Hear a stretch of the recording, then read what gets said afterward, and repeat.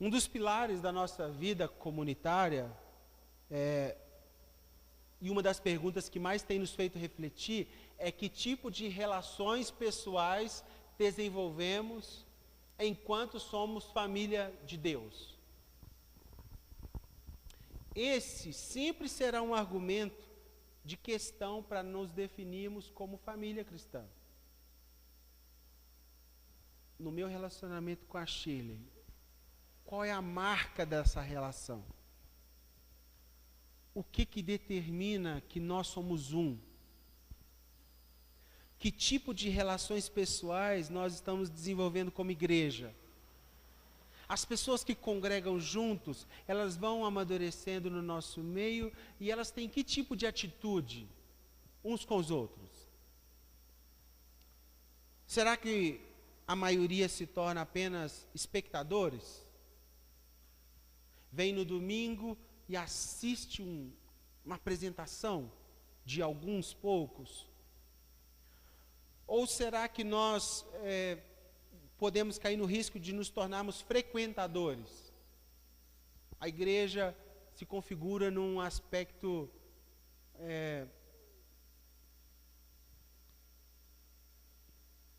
de âmbito apenas social, no sentido de sociabilidade, né? Como se você fosse num teatro, num Palácio das Artes, num cinema. Você entra uma vez na semana ou uma vez no mês, utiliza da plataforma para um benefício ou para espairecer a cabeça e vai embora. Ou apenas visitante. Você vem, faz uma visita, acha legal, muito legal, porém não se esforça ou não há tempo suficiente para que essa visita se torne algo mais próximo.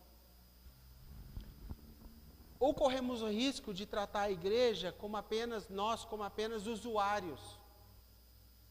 Estou muito carregado, sobrecarregado, meu coração está sem paz. Eu sei que lá tem o nome de Jesus, que tem a palavra, e eu vou lá e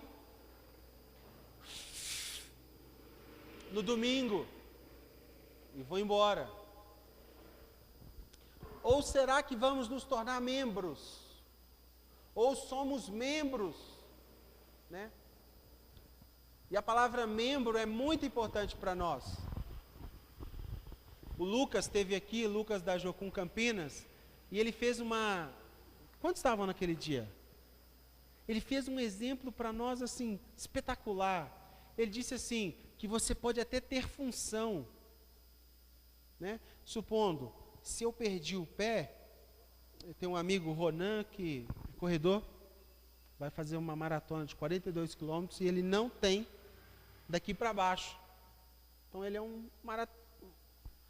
vai se tornar um maratonista, né? Mas ele já está treinando há muito tempo, já fez a prova de 21 quilômetros, está fazendo a transição de 30 quilômetros e está se preparando para correr 42 quilômetros com uma meia perna de aço. De aço não agora é carbono, né? É uma lâmina assim de carbono, um negócio de outro mundo. A perna dele compra meu carro, seu carro junto. E é muito legal que é um incentivo do governo federal que ofertou para ele a perna. Muito legal o programa. E o Lucas disse para nós o seguinte, não é que o Ronan não tem perna, ele tem. E ele tem a função de correr, ele tem a função de andar, imagina de correr. Quer dizer, ele tem a função de correr, imagina de andar. Ele tem a função. Só que é o seguinte, se ele estiver correndo e aquele pé de carbono pega em alguma coisa, ele não sente. Porque ele só tem a função. Não corre sangue ali. Não tem pertencimento ao resto do corpo. E o Lucas disse para nós, muitas vezes nós convivemos com a igreja sem senso de pertencimento e a gente pode passar e bater o pé naquilo e não sentir nada. Talvez você não sente o que seu irmão, por exemplo, no domingo passado, nós tivemos um tempinho ali com a família da Mara, da Shirley, e eles perderam, né, a avó paterna da Mara. Partiu, 86 anos. 85 anos, bonitinha, muito querida, muitas pessoas comunicando o quanto ela era querida lá, e aí nós fomos para casa, almoçamos rapidamente, fomos lá ter um tempo com ela, e o estar ali do lado, segurando a mão, faz com que a gente perceba um pouquinho da dor, claro, ínfima, mas de alguma forma a gente está colado, está junto e sente, né? Será que somos membros da igreja? Será que somos companheiros de caminhada, que é mais um passo interessante na vida comunitária? Ou será que nós somos amigos de caminhada, que é um melhor estágio? Lembra das palavras de Jesus? Ele começa se tornando desnecessário com 12 discípulos, e com os 12, ele começa a falar da missão dele. Ó, minha missão é essa, meu pai me enviou para isso, é isso que eu vim fazer, e é isso, é isso, é isso, é isso. Entendeu, Alex? É isso, é isso, é isso, é isso, ok? Só que chega uma hora que Jesus fala assim, ó, vocês entenderam tão bem a missão, e vocês estão indo para o mesmo lugar que eu, e agora eu não quero mais chamar vocês de apenas servos. Vocês são meus amigos. Sabe por quê? Porque para onde eu vou, vocês vão também. Mas como assim vocês vão também? Eu morrerei numa cruz e muitos de vocês também morrerão. A nossa missão vai desembocar no mesmo lugar. Não é apenas bater nas costas e falar assim, estamos juntos. Era mais ou menos assim, vamos morrer na cruz, hein? Igual. Igual não, né? Não foi nenhuma, foi igual a de Jesus. Mas estão indo para o mesmo lugar. Ou somos apenas, eu disse aí esses dias, umas semanas atrás, vamos desenvolver parcerias canibais. Isso aqui no âmbito do ministério é muito comum, né? No âmbito de membresia, nem tanto. Mas no âmbito ministerial, às vezes você está percebendo uma pessoa no ofício dela, querendo se despontar, ou de alguma forma, e ela não quer ter o acesso dela com Deus para receber uma marca e viver uma experiência. Ela quer só apenas se nutrir da experiência que outro viveu. Então, vou te dar um exemplo. No início desse ano, todo início de ano, a gente compartilha sobre capelania no CTMDT. E aí um pastor, que o membro da igreja dele foi meu aluno, me ligou um dia e falou, pastor, é o seguinte, foi você que deu aula para fulano, tal. Eu falei, nossa, muito bom aluno, olha, parabéns, viu, rapaz querido. Ele falou assim, pois bem, eu tenho um pedido para te fazer. Eu falei, não, pois não, mas eu queria que você me mandasse o material todo de capelania. Pois bem, eu já até inclusive disponibilizei para o seu aluno. Mas o que o senhor quer com esse material? Ele falou assim, é porque ele falou que sua aula tem muita unção. Sua aula tem muita unção, que é algo muito de Deus. Eu disse a ele assim, pastor, deixa eu te falar uma coisa.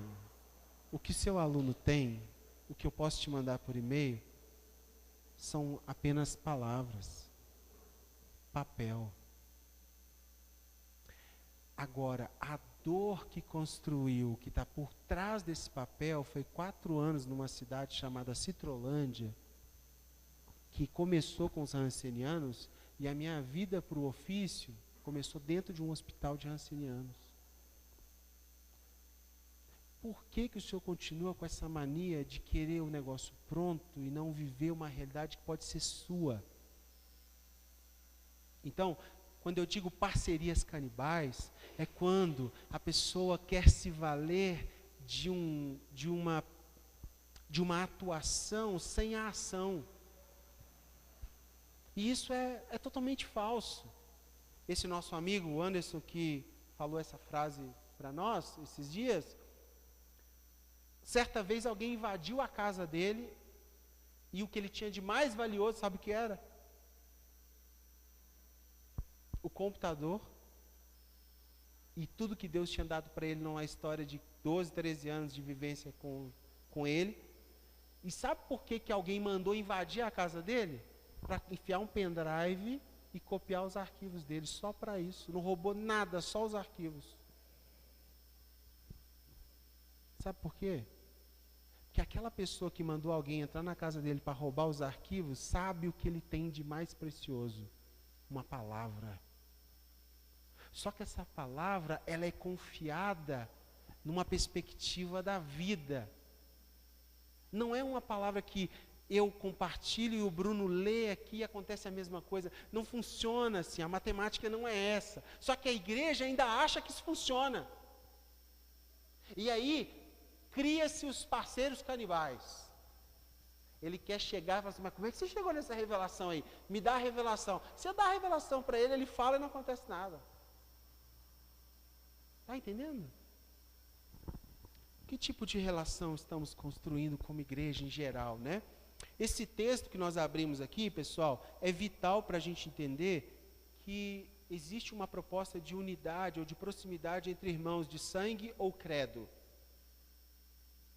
O que esse texto está dizendo é que eu e o Guilherme podemos ter um vínculo mais profundo do que eu tenho ou que eu teria com a minha irmã de sangue. E acontece isso. Nós somos pessoas diferentes e eu vou falar um pouco hoje que unidade também é diferente de uniformidade, o que a igreja tem trabalhado com muita dificuldade. Normalmente, unidade para a igreja é todo mundo pensar a mesma coisa. É todo mundo vestir a mesma roupa, todo mundo cantar a mesma coisa, é todo mundo pensar para o mesmo lado. Mas não é isso. Unidade é justamente quando nós temos diferenças que ainda assim perdem para o senso de propósito juntos. Então a Michele carrega algo que é diferente do que a Rebeca, mas existe um ponto comum no meio. E qual é o ponto?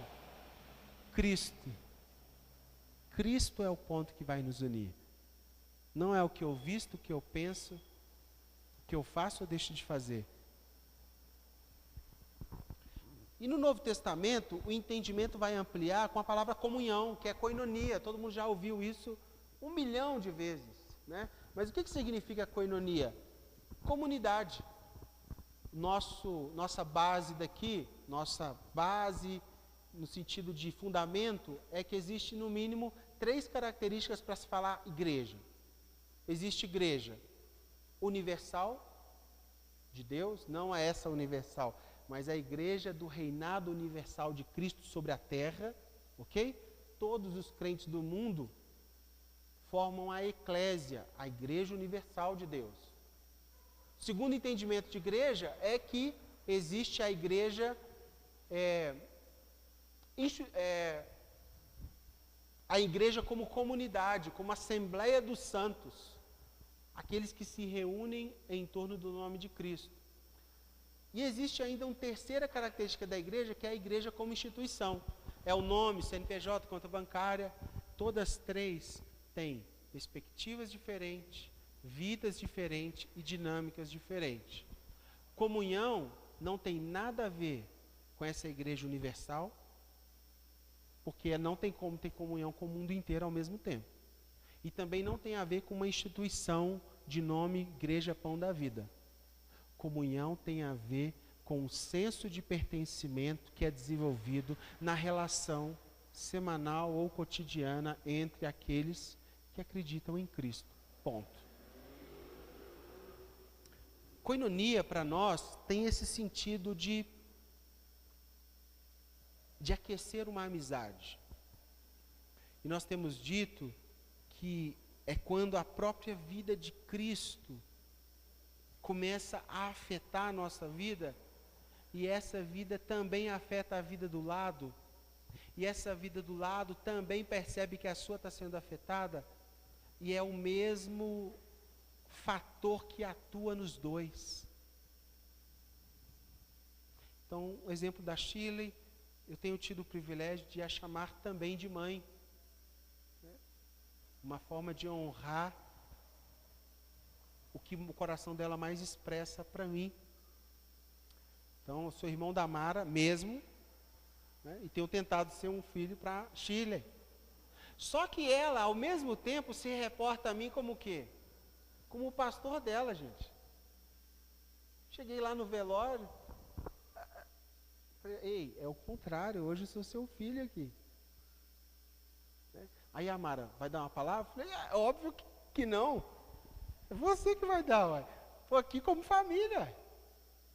Vamos nos sentir juntos. É quando a vida de Cristo começa a marcar a nossa vida e marca a do outro, e a gente começa a perceber uma marca coletiva. Isso é maravilhoso. É uma amizade íntima com Cristo que desemboca numa relação verdadeira com os irmãos. Toda devoção genuína resulta numa melhoria de relacionamento com o próximo. Se a sua devoção, você está tocando o céu lá no secreto, onde a Roberta nos lembrou que precisamos, e é muito bom. A palavra ali em Mateus é tameion, lugar onde nós guardamos tudo que é precioso ou de mais precioso. Quando, por exemplo, eu lembro do dia do meu casamento, começa a vir as imagens e eu lembro de uma data. A data que, quase mais importante do que eu nasci de novo. Mas por que eu lembro disso? Porque essa informação do meu casamento está guardada no tameion. E quando Mateus fala para a gente orar de fato, ele fala, vá nesse lugar onde está depositado tudo que é precioso ou mais precioso. Quarto. Né? Então nós precisamos do quarto. Agora, se você tem um quarto muito aquecido e a sua relação fora do quarto ela não existe, duvide do fogo que está descendo no seu quarto.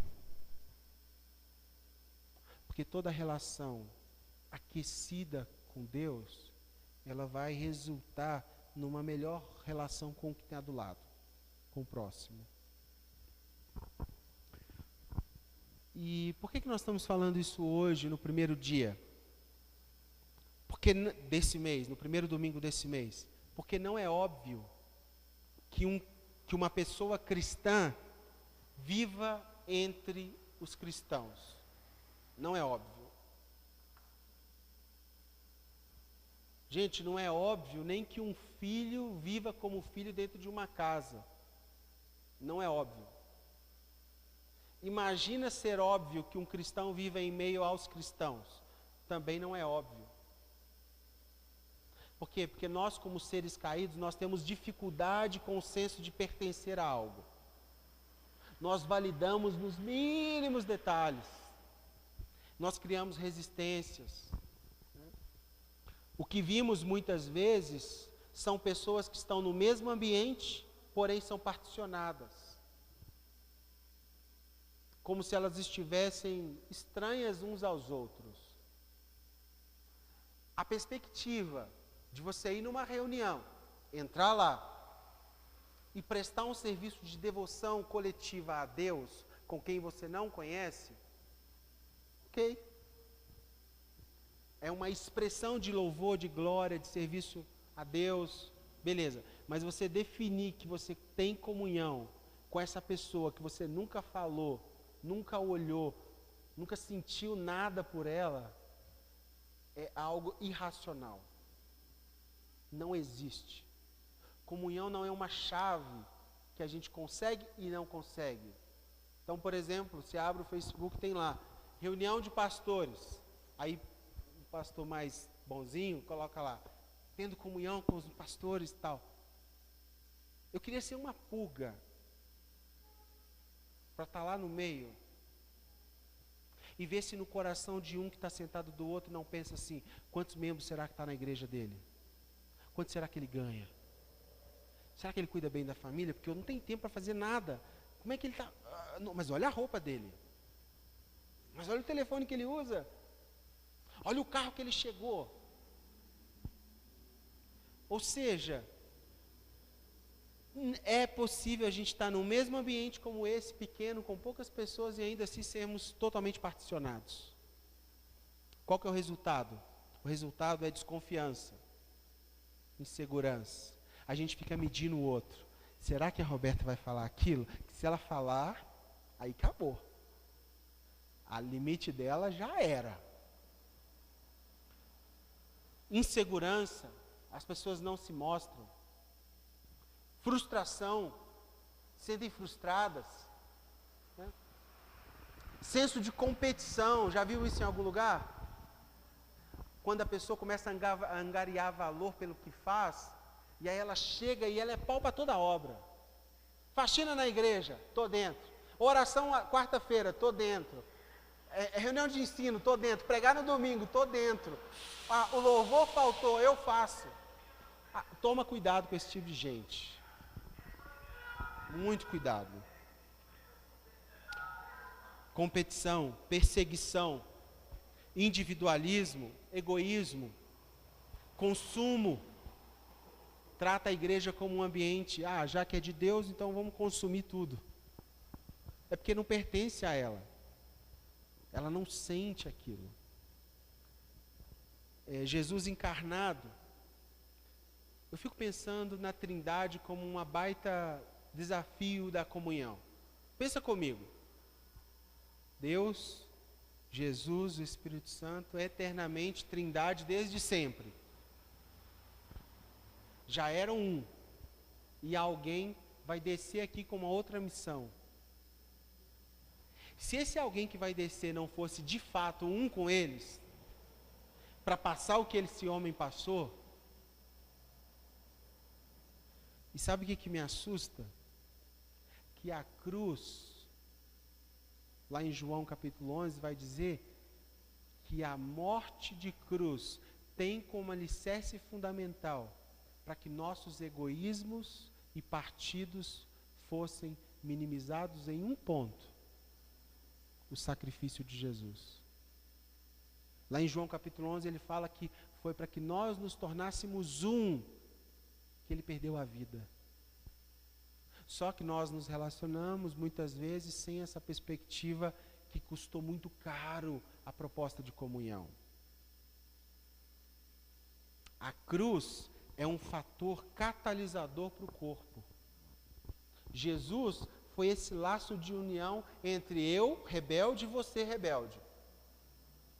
E a cruz cravou algo entre eu e você, que eu preciso andar a metade e você precisa andar a metade. Não tem a ver com o que você acha ou deixou de achar sobre comunhão.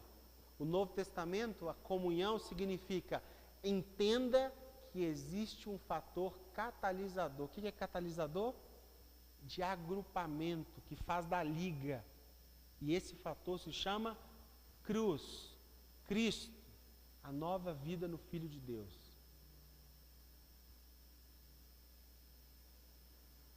E isso tem encontrado alguns inimigos.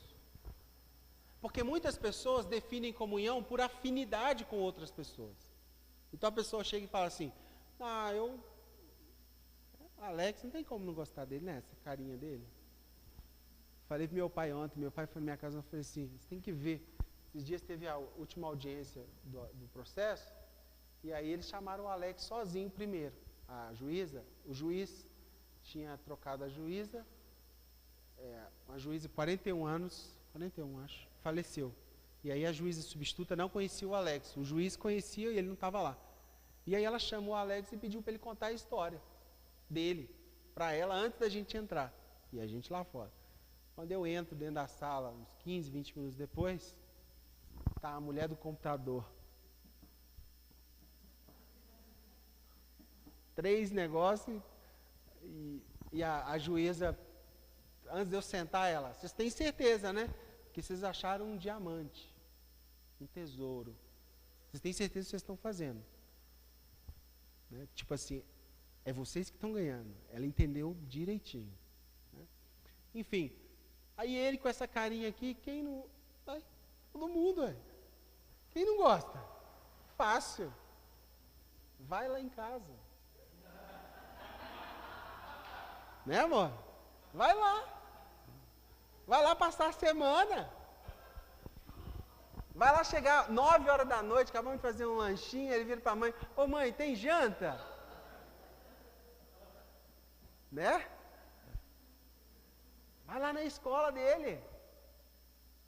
Por quê? Porque se a comunhão minha fosse definida com ele apenas por esse lado emotivo, ela não existiria. E antes disso tem um compromisso que tem uma estaca chamada o quê? Paternidade, família, princípio, um valor, que é antes da emoção. E se a gente põe a emoção na frente do compromisso, eu já tinha surtado, a mãe dele já tinha surtado, apesar dele muito bonzinho, né? Mas todos nós temos um lado, ou alguns lados, que a nossa emoção, ou a emoção de quem está perto de nós, não consegue sustentar. Então, comunhão não é emoção. E você não pode definir comunhão com alguém pela afinidade. E, normalmente, uma afinidade entre pessoas que não têm o governo de Cristo aqui, vira, sabe o quê? Panelinha. Âmbito de fofoca. Inimizades. Adultério. É isso que acontece. Um pastor amigo nosso, família linda, começaram a aconselhar um casal. Né? E aí, sem governo de Cristo, você já imagina o que pode ter acontecido. Então, quando nós definimos comunhão por emoção, nós estamos dando um tiro no escuro, muito perigoso. E isso nos liberta, pessoal. Porque você não tem que gostar de todo mundo, e você não vai se dar bem com todo mundo da comunidade. Tem pessoas que você se identifica mais, tem pessoas que você não identifica muito, mas isso é o corpo. A mão só encaixa bem no antebraço. Eu não consigo pegar uma mão e encaixar aqui. Por que ela dá melhor aqui? Porque ela está próxima, ela foi feita para isso. É a parte dela. E nós precisamos entender que comunhão tem a ver com uma realidade, não com um ideal. Sabe qual é o fator determinante para se construir a verdadeira comunhão? Bonhoeffer vai dizer, sabe o quê? Decepção. O Bonhoeffer diz o seguinte: se você não se decepcionou com essa pessoa terrivelmente e profundamente, você nunca terá a força necessária para pôr o pé num lugar chamado compromisso diante de Cristo e ter comunhão com ela. Porque você sempre vai se relacionar com ela com o ideal. Você sempre vai florear a relação. Maravilhosa, né, gente? Ela não anda, ela desfila. Né? Maravilhosa. Quase sai pela boca. Agora volta. Somente relações que passaram por grandes decepções. Sabe quando você começa a pensar assim? Não, mas eu achava que ele era isso. Ele é só isso? Quando isso acontece, gente, o Bonhoeffer vai dizer, desce um negócio lá do alto, chamado cruz de Cristo, que entra no seu coração e fala assim, vai querer? Não é pelo que ele pode te beneficiar, não é pelo que você esperava, não é pelo seu ideal, é por quem ele é e porque Cristo fez vocês ser um. Gente, isso é uma chave para nós. Porque eu já vi igrejas se destruírem porque constrói comunhão no ideal de relacionamento perfeito e na hora que começa a dar BO, porque acontece, somos humanos, a comunidade se explode.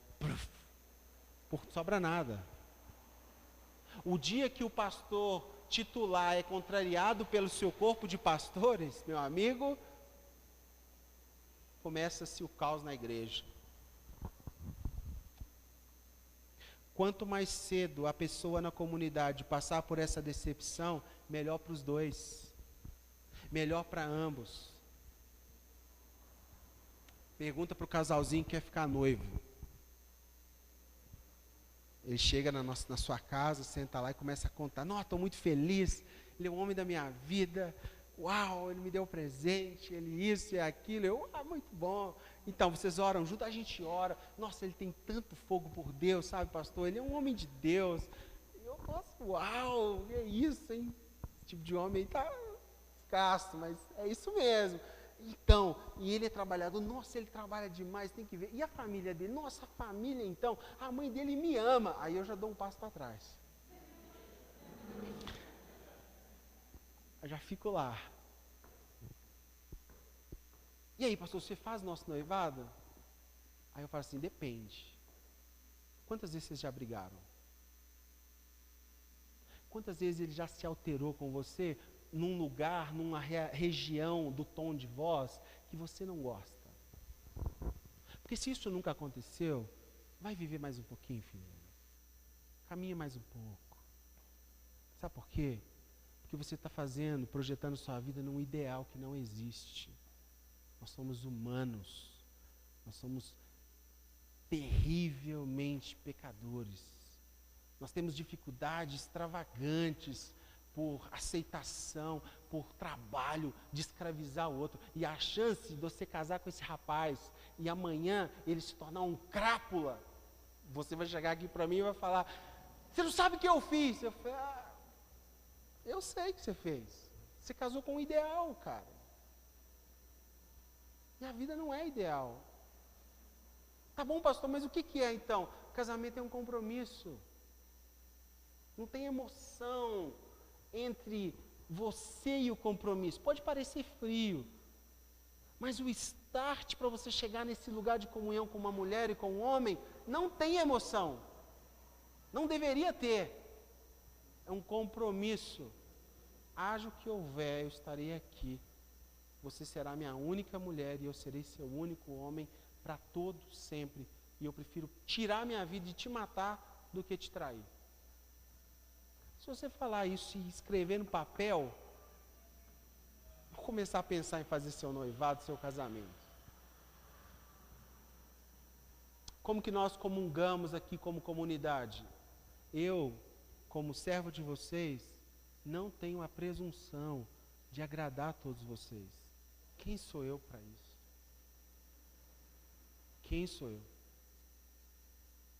O financeiro não tem a presunção de conseguir responder toda a demanda financeira da comunidade. Quem somos nós? Só que é o seguinte, o que está antes da emoção de eu te agradar ou não, é um compromisso que eu fiz com Cristo e por Ele, com Ele, para Ele, ser um com vocês. Você consegue compreender como isso é mais maduro do que apenas um sentimento que faz eu gostar do Paulo e achar ele um cara gente boa?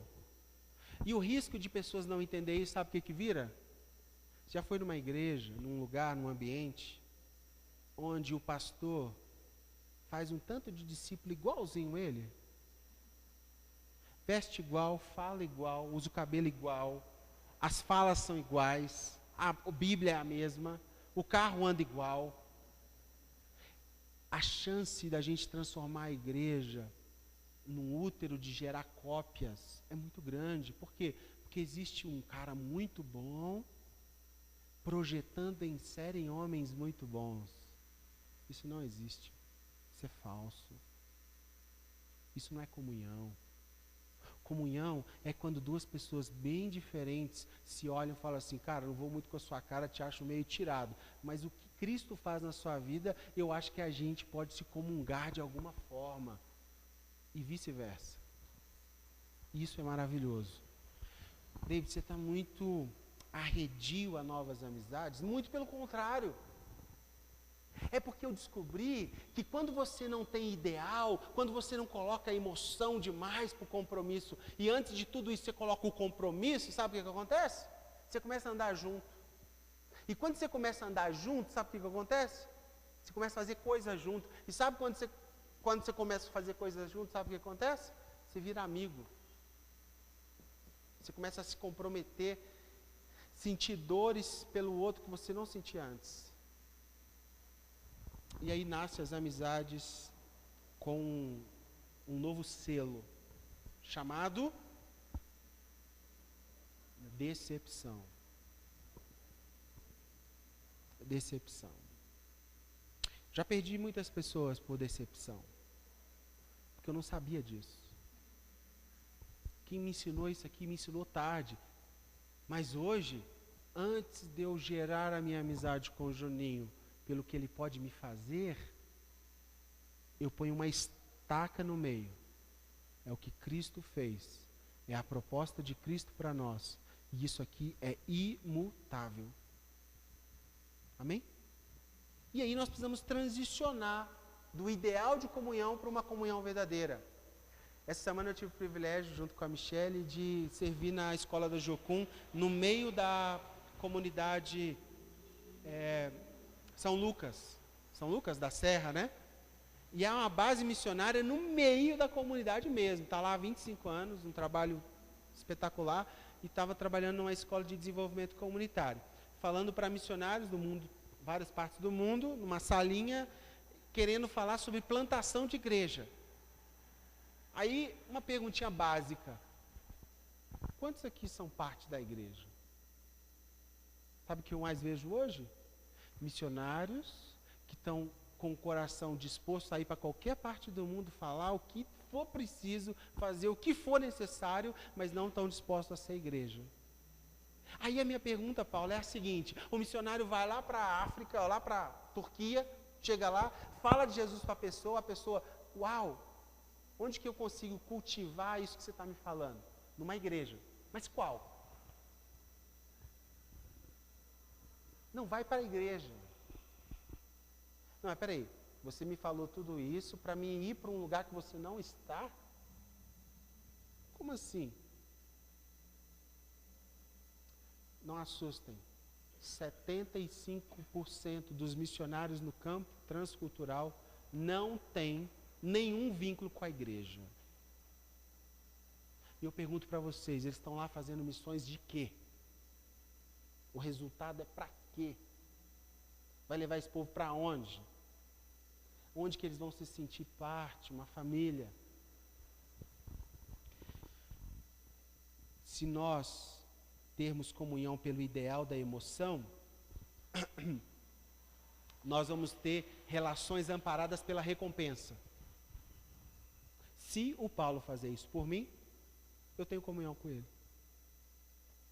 Se o Juninho não fizer, eu tenho rancor. E se você não me ligar, eu tenho mágoa. E se você não responde meu WhatsApp, eu te bloqueio. E se você não liga pelo menos uma vez no mês para saber como eu estou, como estão as minhas coisitas, eu arranco você dos meus membros. Eu corto a minha mão. Entendeu? Eu corto a minha própria mão e jogo fora. Já viu alguém fazer isso? Mas é isso que a gente faz. Porque Cristo falou que nós somos um corpo com muitos membros. E toda vez que, já viu Família Adams? Sai aquela mãozinha andando assim, de fuga, comunica que algum braço ficou sem. Alguém não tem mais capacidade de pegar alguma coisa. Porque a mão sumiu. Não veio mais para a igreja, não. A igreja? Não, isso aí é evangelho demais. Vocês são muito evangélicos. Que igreja?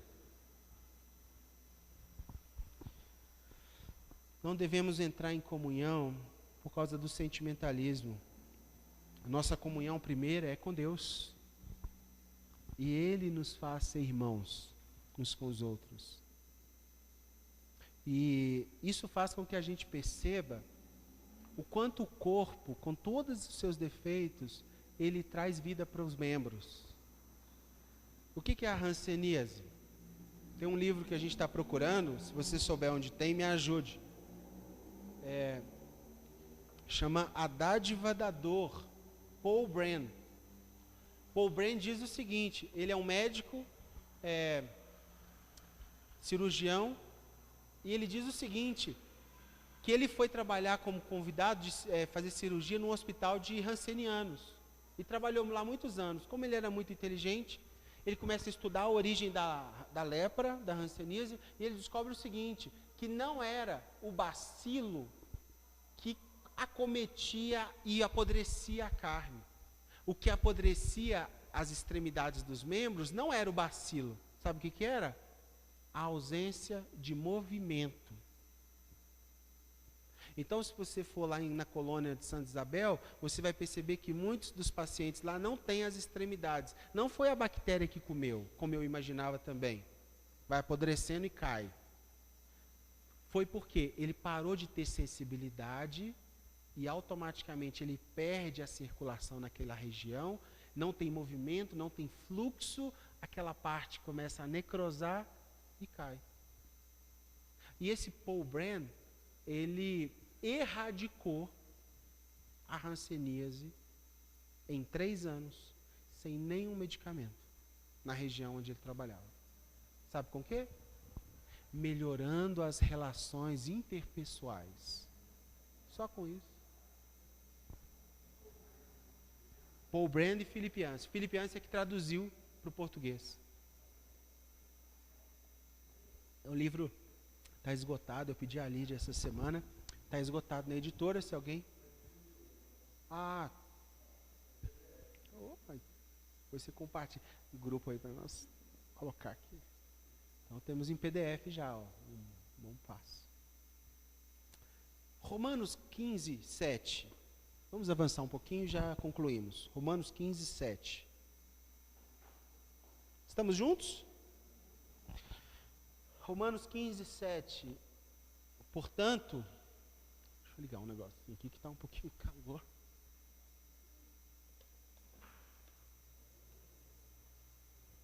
Abafado aqui. Romanos 15, 7. Portanto, acolhei-vos uns aos outros, como também Cristo nos acolheu para a glória de Deus. Deus mesmo nos ensinou a encontrar uns nos outros, assim, a nos encontrar uns nos outros, assim como Cristo encontrou com Deus, enquanto aqui na terra, por meio da cruz. Sabe qual que é a mensagem subliminar desse texto para nós? Que para desenvolver comunhão tem sacrifício. Porque não é fácil não, né, gente? Cá para nós. Conhecemos as feiuras uns dos outros e temos maturidade de amanhã continuar olhando no olho e falar que a gente é irmão. O contrário disso, sabe qual é? Relacionamentos estéticos. Só te mostra o que convém, você nunca tem acesso àquele lugar, e você convive com um ideal de comunhão que a qualquer momento está na fio da navalha, pode explodir. Ou se você se revelar, ou se aquela pessoa se revelar a você e você se frustrar. Eu gosto de pensar que não existe comunhão sem partilha da vida. Lembra do texto de Eclesiastes 4, que fala do cordão de 3 dobras? Nós usamos muito aquilo para o casamento, né? O marido numa ponta, a mulher na outra, e Deus segurando o nó. Não é isso? Só que o contexto, depois você lê lá, Eclesiastes 4, do 9 ao 12. Sabe qual é o contexto? Se um irmão estiver andando sozinho, isso não é bom. Ele é uma presa fácil. Melhor que fosse 2. Porque se um tropeçar, o outro levanta. Quando a comunhão é feita num ideal romântico, estético, sabe o que acontece? As pessoas começam a tropeçar e começam a correr para suas cavernas, esconderijos. E sabe o que acontece? Morre tudo sozinho. Porque na cabeça dela, se ela se abre para alguém, ela expõe o primeiro passo para se distanciar daquela pessoa. O que pela comunhão de perspectiva de Cristo, deveria ser o primeiro passo de aproximação. Por outro lado, também tem a realidade do confronto, né? Porque se nós confessamos pecados uns aos outros, amanhã, se você passar perto daquele pecado, você está feio, você está ferrado. Porque eu estou vendo. Você confessou para mim? Exemplo. Não posso comer o queijo que o Paulo, o homem do queijo curado, traz no domingo. Não posso. Aí você chega para mim, pastor, me ajuda, eu não estou aguentando. É um vício. Eu estou, assim, e o médico falou que se eu comer meio pedaço, posso partir dessa para uma pior. Se eu estiver passando perto com a faca do queijo, você pode até estar indo para a manteiga, mas se você passar perto do queijo, o que eu faço? Ei, ei, ei! Você falou, cara, comigo ali. Você está fazendo de novo. Quando nós não abrimos essas realidades, sabe o que você faz? Você pega 2 facas, você parte 2 pedaços do queijo e come rápido. E vai cada dia comendo mais queijo. Sabe por quê? Porque ninguém sabe as realidades que você precisa ser protegido. E as pessoas ainda falam que não existe benefício na comunhão. Na verdade, irmãos, todos nós somos responsáveis pela verdadeira comunhão.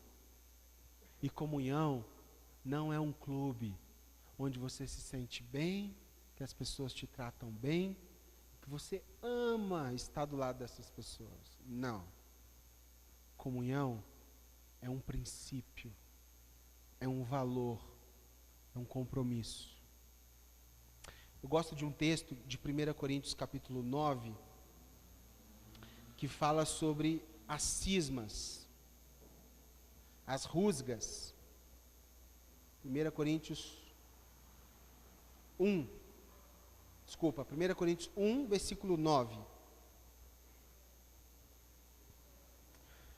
1 Coríntios 1, 9. Igreja madura, né, Coríntios? Muitos dons, fala no Espírito, cheia de dons, toca baixo, profetiza, o cara prega, lava a igreja, ora na quarta-feira, muitos dons.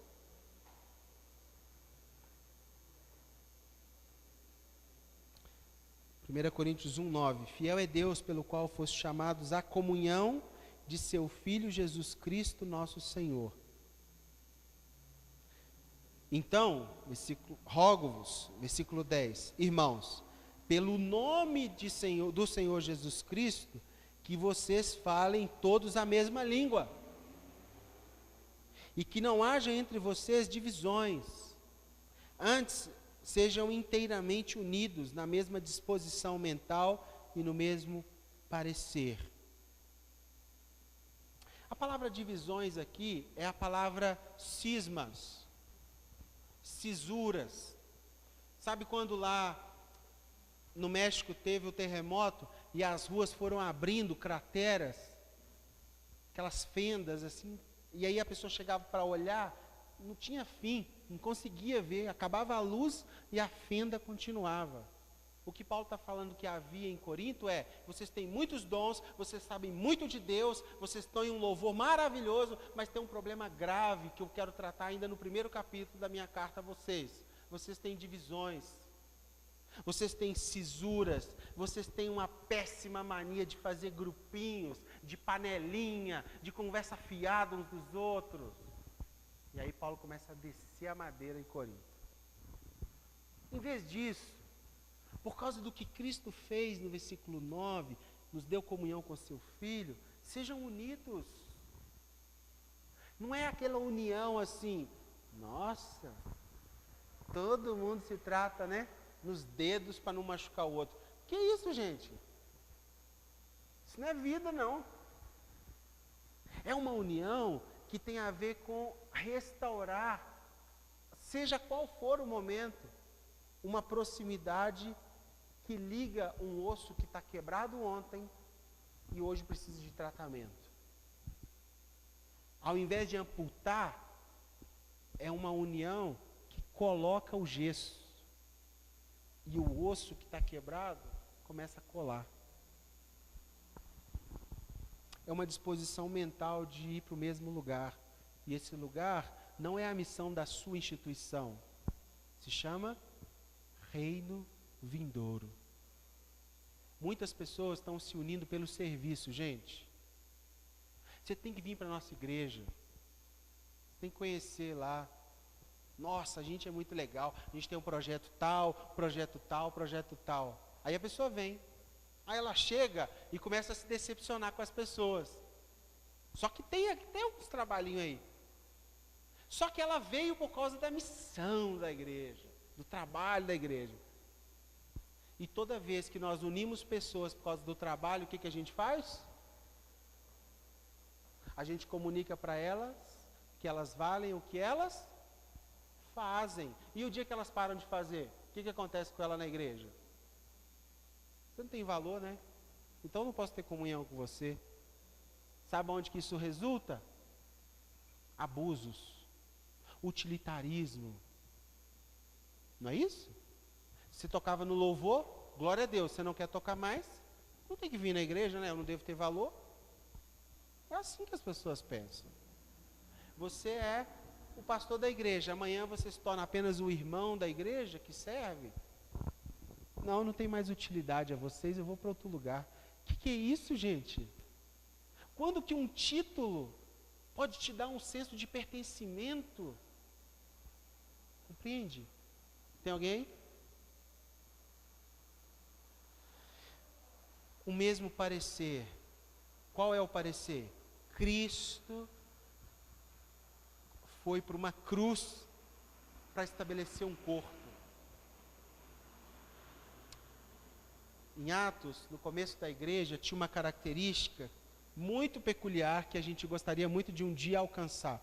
Significa, que é uma palavrinha no original, que é o matumadon, que é unânimes. Unânimes não é que todos concordam.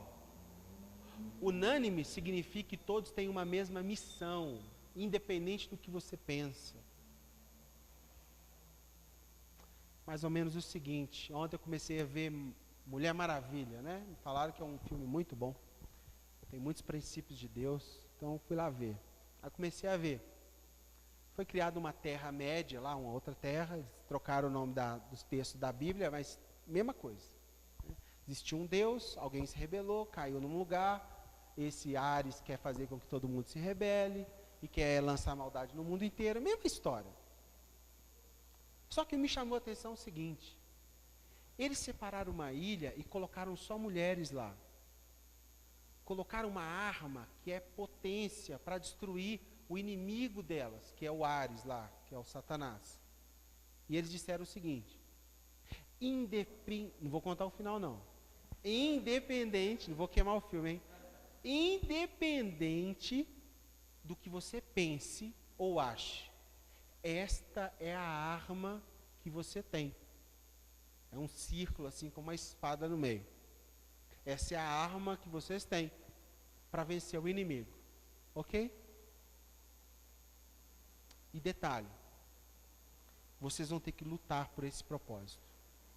Vocês vão ter que defender essa arma. Independente do que você pensa ou vai pensar amanhã, vocês têm uma missão crucial de vida, que é antes do que você pensa. Gente, isso é comunhão. É quando a nossa característica de ser família de Deus extrapola nossos afetos, nossa capacidade de ser bem atendido, de ser bem agradado, de ser bem apalpado pelo pastor, pelo evangelista. É quando a gente começa a pensar com uma mesma paixão juntos. Mesmo que você gosta de moreno e a outra gosta de branco. E sabe o que é legal? Que quando pessoas começam a viver essa realidade, automaticamente quem não está vivendo fica nítido. Porque essa é uma matemática do reino. O real anda muito perto do falso.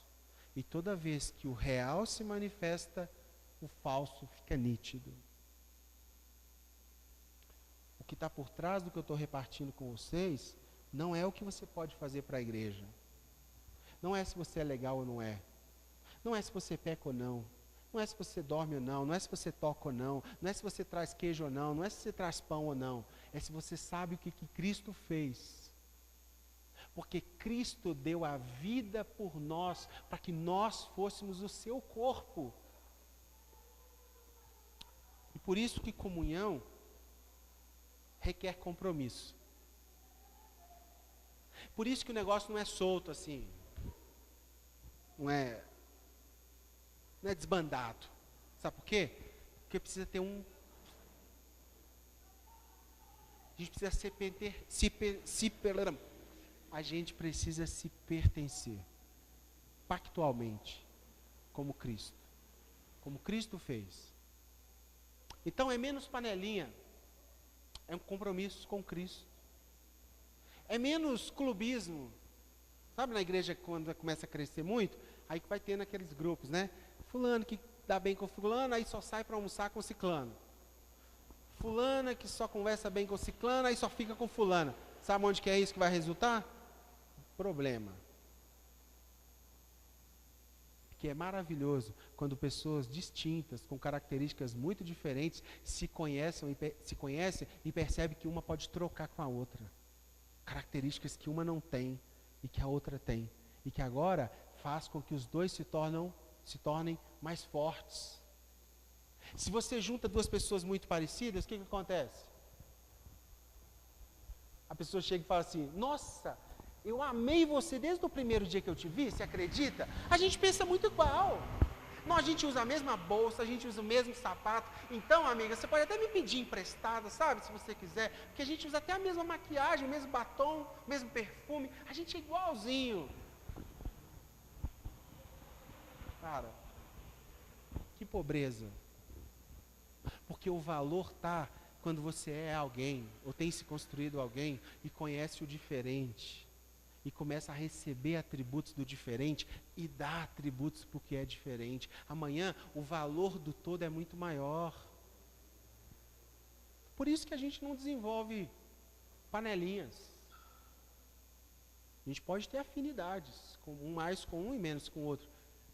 Mas clubismo de afinidade estereótipa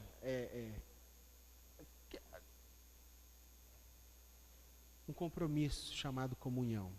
E eu quero encerrar com esse texto, Hebreus 10, 23.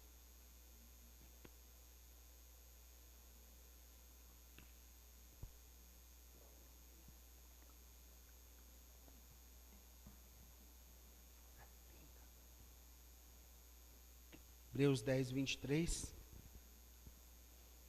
Guardemos firme a confissão da esperança sem vacilar, pois quem fez a promessa é fiel. Consideremo-nos também uns aos outros, para nos estimularmos ao amor e às boas obras.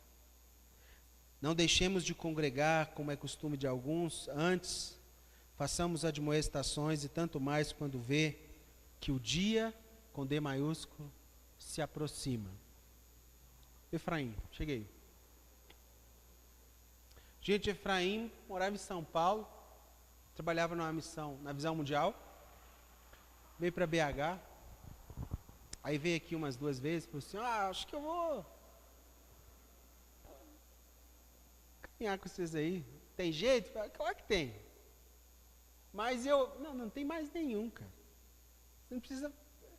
Então, nós não precisamos de nada que você faz. Então, mas meu dízimo... Como é que funciona a igreja? Vai vindo.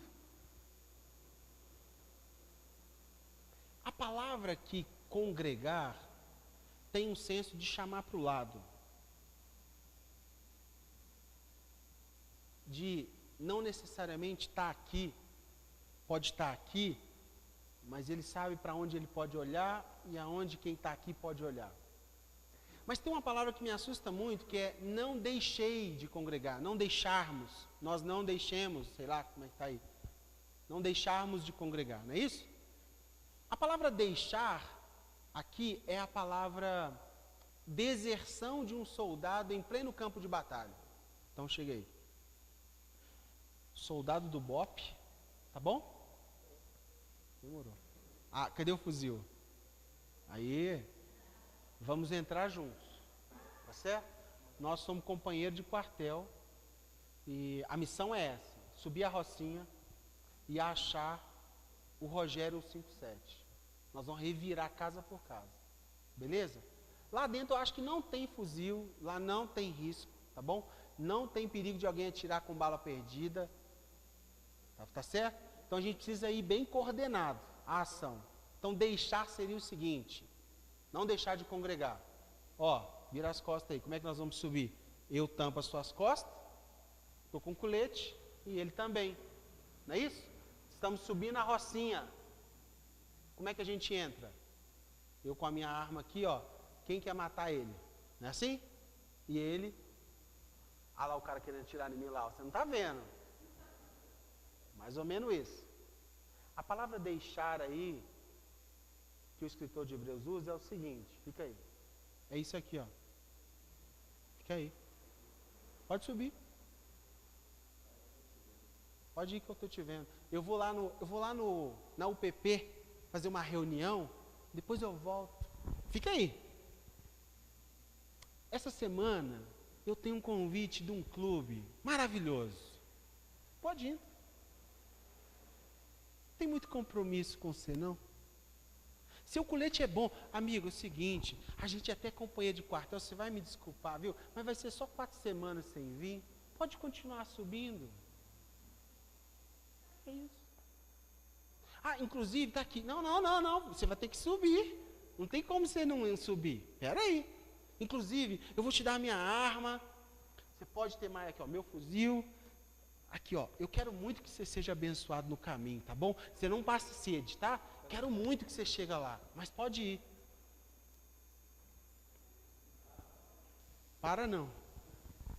Gente, a chance desse rapazinho não andar 3 metros subindo a rocinha e tomar um tirombaço de fuzil nas costas é muito grande. E sabe o que as pessoas têm falado? Que esse negócio de congregar é antigo. De ter pacto com pessoas, de ter compromisso, é antigo. É antigo também a estratégia de Satanás matar pessoas assim. Na frente, o buraco de fuzil é desse tamanho. Mas do outro lado, igual aquele menino de 13 anos que tomou uma bala perdida, sai o coração inteiro. Arranca.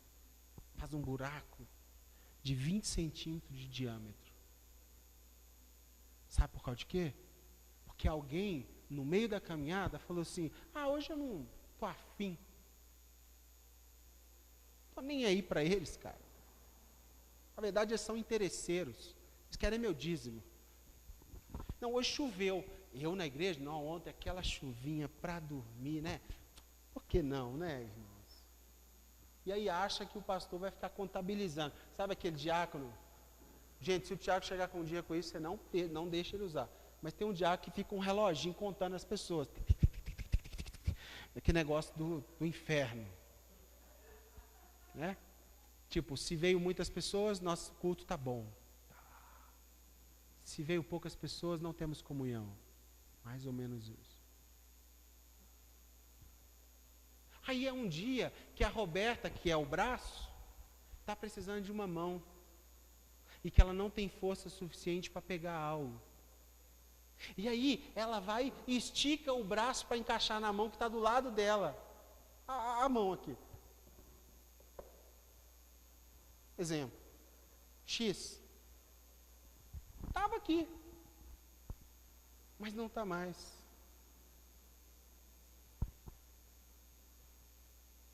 Deus planejou a igreja para que nós cristãos pudéssemos ser companheiros de caminhada.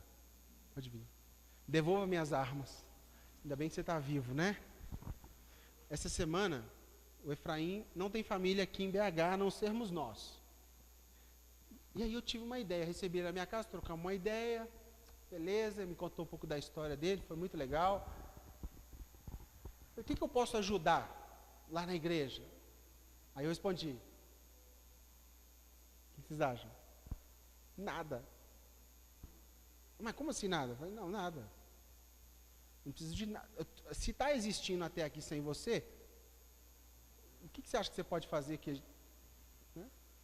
Eu falei assim, mas eu posso ajudar em alguma coisa. Não, você pode, só que você precisa entender que com a gente é diferente. Você não vale o que você faz.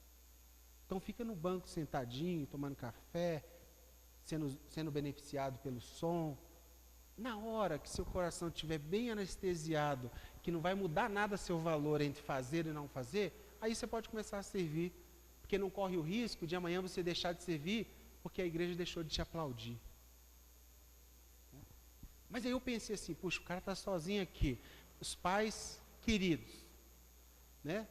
Eu enviar o Alex amanhã para uma outra cidade, eu vou precisar de alguém lá olhando para ele. Aí eu falei, não, me dá o contato de sua mãe, quero falar com sua mãe. Fala com ela, porque eu quero falar com ela. Ixi, né? O que vai falar com minha mãe? Aí chamei a mãe dele numa conversa esses dias. Falei, ó, dona Augusta, não é isso? Augusta, eu queria só dizer o seguinte. Ele está numa comunidade, viu? Ele não está sozinho aqui, não. Se faltar pão na casa dele, ele sabe que se ele compartilhar, a gente vai dividir o pão. Se der um problema com ele aqui, a senhora me liga, está aqui meu número. Se amanhã ele ficar sem casa, dorme aqui na área aqui em cima, com o cachorrinho. Mas tem um lugar para dormir. Então a senhora fique tranquila. E outra, toda semana ele está lá com a gente, a senhora acredita nisso? Aí ela, graças a Deus, meu filho. Graças a Deus que esse menino está aí numa igreja. Esse menino é um menino muito bom. Aí começa, né? Mãe.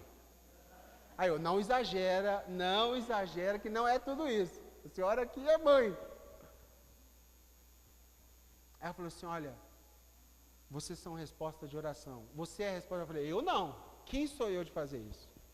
É uma família chamada Igreja de Jesus, da qual a senhora é parte. Não é nada que eu estou fazendo. É porque a gente está tentando aprender o que é ser família de Deus.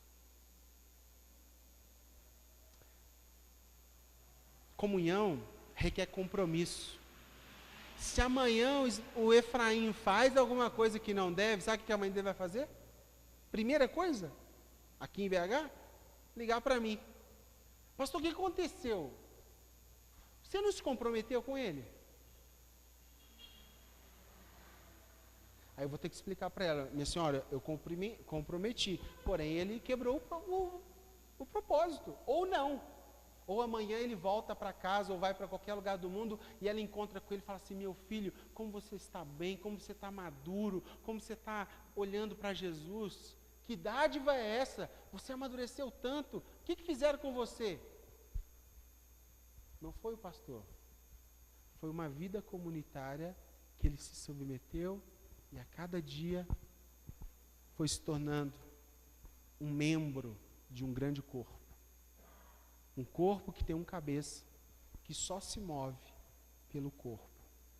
Eu fecho pedindo para você uma ajuda contra a mutilação. Eu vim de um movimento que em muitos ambientes pregava que isso aqui é antigo. Então nós ficamos em casas 4 anos, no meu caso, né, 4 para 5 anos. E quando nós pensamos em abrir um espaço para serviço da cidade, que o ampliar era maior de pessoas, sabe o que disseram para nós? Isso é evangélico. Isso não vai dar em nada. Isso é muito atrasado. Ok. Passado-se 1 ano que nós começamos aqui, todas essas pessoas que falaram isso começaram a abrir comunidades. O desafio é que pouquíssimas existem até hoje. Sabe por causa de quê? Por causa da arrogância, da mutilação. Não precisa da igreja não, cara. Pode encher a cara, beber o que você quiser, fumar o que você quiser, cheirar o que você quiser, Jesus te ama. Não precisa prestar conta para ninguém não. Esse negócio de pastor, ficar prestando conta para pastor, rapaz. Pastor é tudo farinha do mesmo saco. Prestar conta? Prestar conta. Não é um confessar para melhoria, é prestar conta. Como se isso valesse a pena. Me ajude a não mutilarmos mais o corpo e dizer que o corpo não precisa falar para os membros que ele não precisa do corpo. Porque muitos vão morrer necrosados. Durinho, seco, roxo, infeccionado. E se você tem tido dificuldade com compromisso com o corpo, Pergunte para Jesus. Porque Jesus deu a vida pelo corpo. Jesus morreu para que nós fôssemos o seu corpo aqui na terra.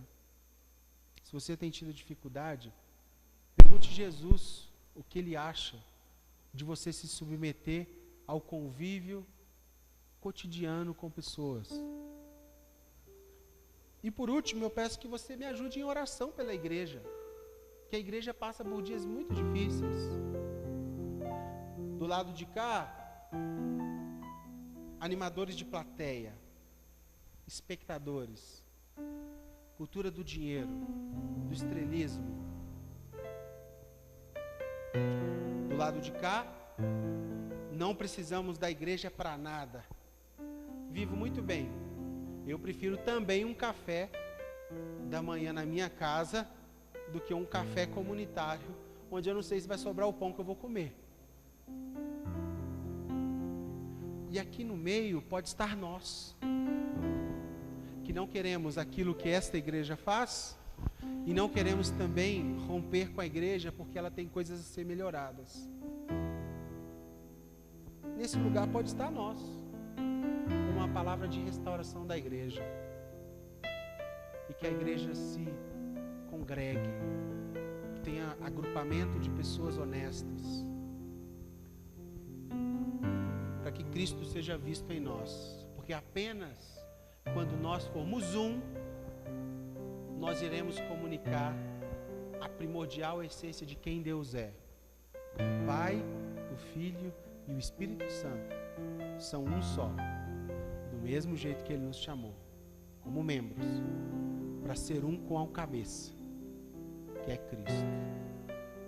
E talvez você está aqui e ainda não é parte conosco, no sentido oficial.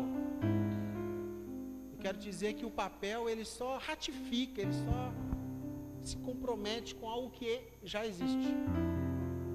E depois dessa palavra seria muito fácil para mim fazer um convite para você, entendeu? Coração quebrantado. Não é isso.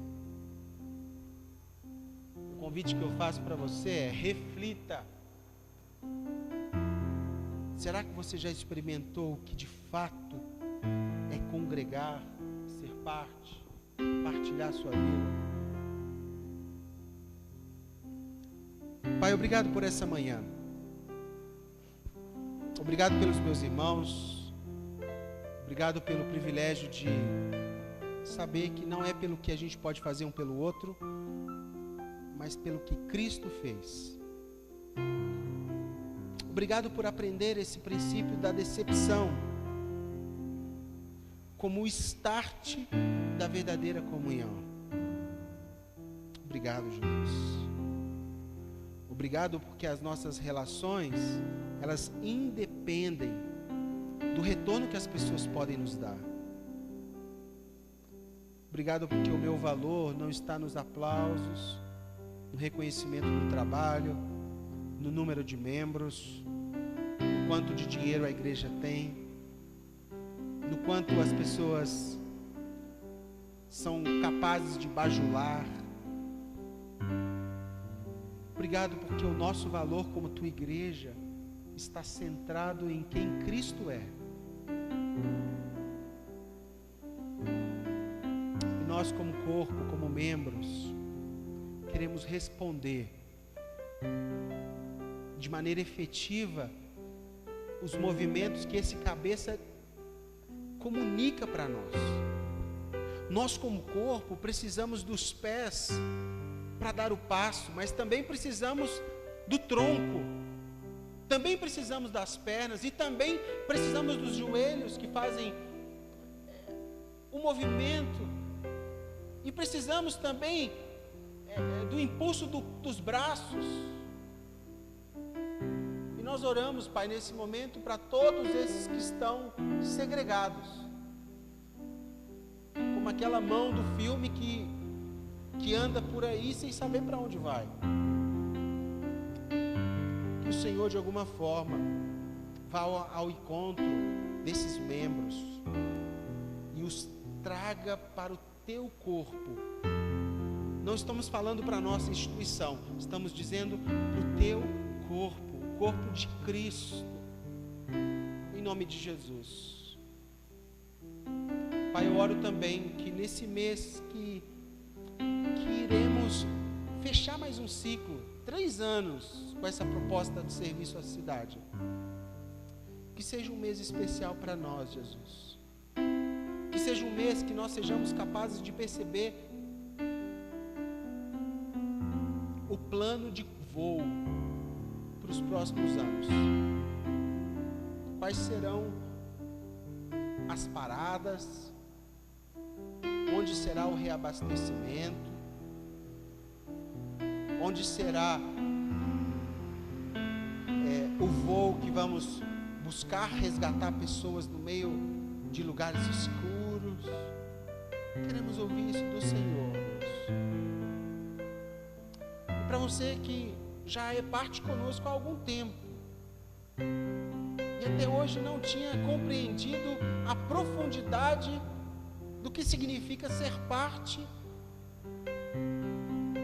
com comunhão com pessoas,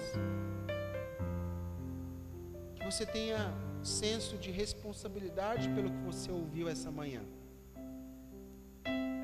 que você seja ajustado espírito, alma e corpo, em nome de Jesus.